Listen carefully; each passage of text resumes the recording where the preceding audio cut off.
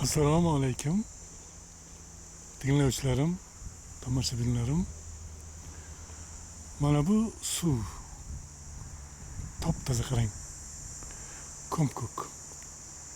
Chirchiq daryosi. Men bu ko'rsatuvni qilmoqchi sababim hozir yozning eng issiq payti. Qishloqlarimizda kanallar bor, ariqlar bor, suv bor.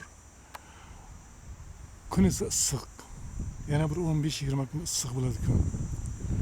Shuning uchun sizlarni o'spirinlar, katta kishilar, qizlarimiz, ayollarimiz, bolalarimiz, bolajonlar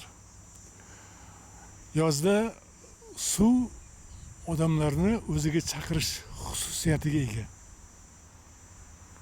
Ya'ni bilmasdan suvga tushib qolishingiz mumkin, cho'milaman deb boshqa o'zini chaqiradi bu. Shuning uchun suzishni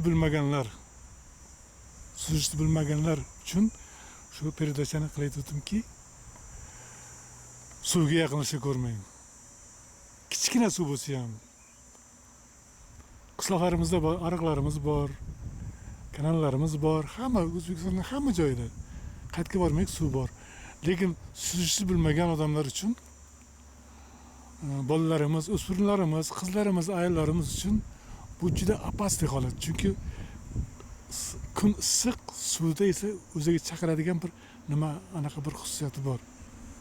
Shuning uchun sizlarni ogohlantirib qo'ymoqchi edim. Mabodo qutqaruvchi bo'ladigan bo'lsangiz, mabodo odamni faqat boshidan ushlab chiqarish kerak. Odamni o'zini quchoqlab ushlay ko'rmang. Bu juda opasniy narsa. Endi Xudo ko'rmasin u narsa bo'lmasinki, oldindan uni ogohlantirish aytib qo'yganim yaxshi. Sizlarga o'rganishlaring kerakki, suzishni bilmagan odam umuman yaqinlashib bo'lmaydi suvga. Yaqinlashmang.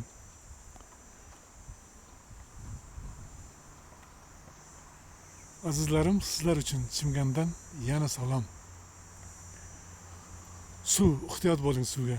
Suvga ehtiyot bo'ling. Hozir juda issiq vaqt kelyapti. Sizlar uchun Shamonlarda qolgan hislarim kanali.